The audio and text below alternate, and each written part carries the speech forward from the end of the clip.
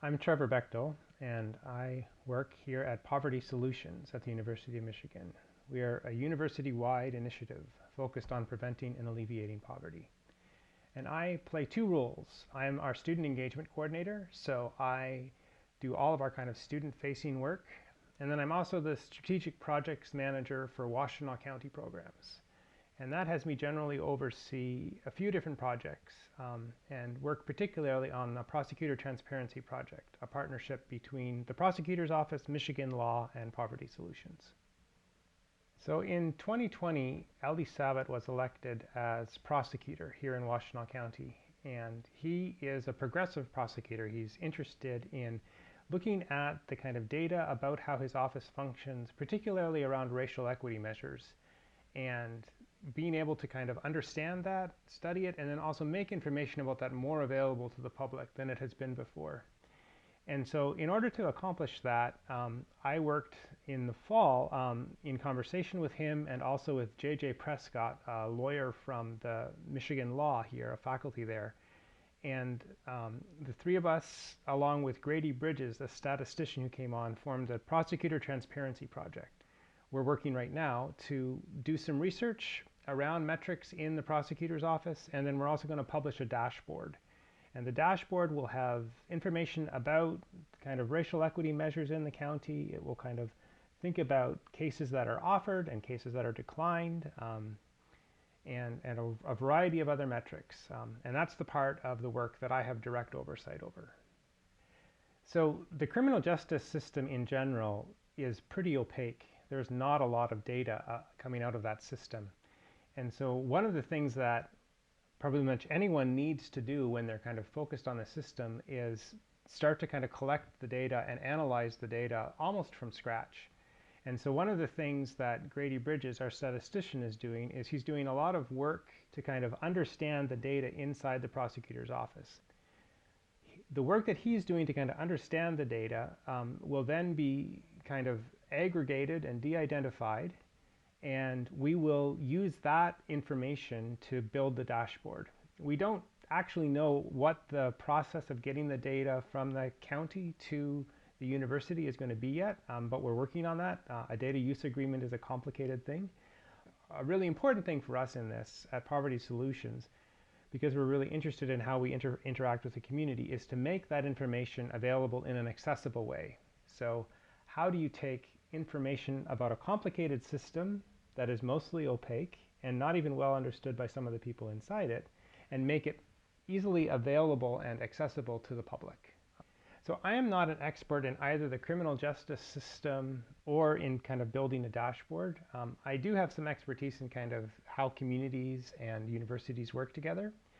And so a lot of my work is kind of facilitating the kinds of connections between the prosecutor and the prosecutor's data, researchers like Grady and JJ, and then students who will work on kind of building the dashboard.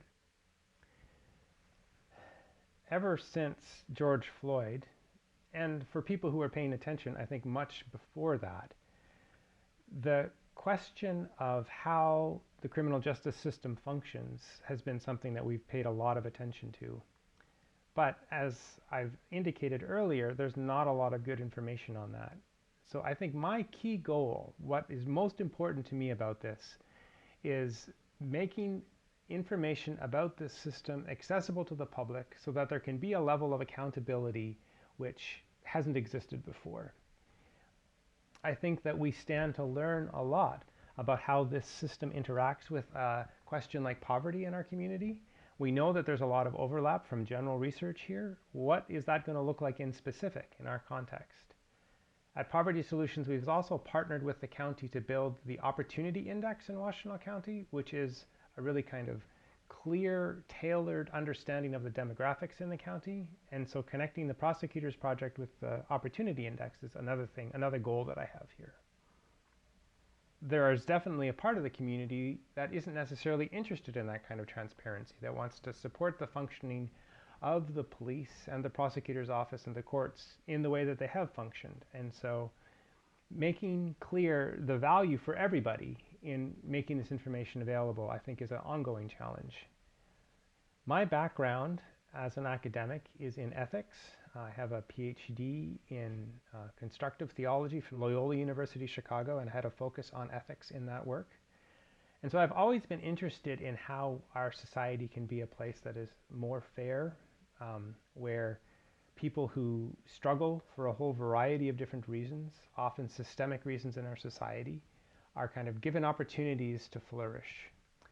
That is of a lot of interest to me throughout my work. And so this is an ideal project for me in that it is a place to kind of focus on those ideas concretely.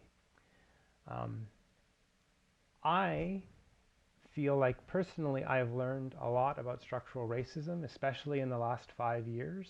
I've been involved in this in my personal life, thinking about it, in other communities that I'm involved in outside of work. And I think an opportunity to address it just feels like a really exciting opportunity to me, especially over this last year when we've had so many problems that we've needed to address with the pandemic, with recognizing racism in our society. Having an opportunity to make a direct impact on something that I think can make a difference is really exciting. So I have a lot of motivation to continue this work, especially given the year we've had.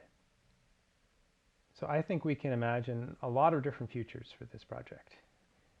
One of the particular interests that I bring, coming out of some of my backgrounds that aren't connected to my exact job here, is building in a component of the dashboard that looks at restorative justice measures.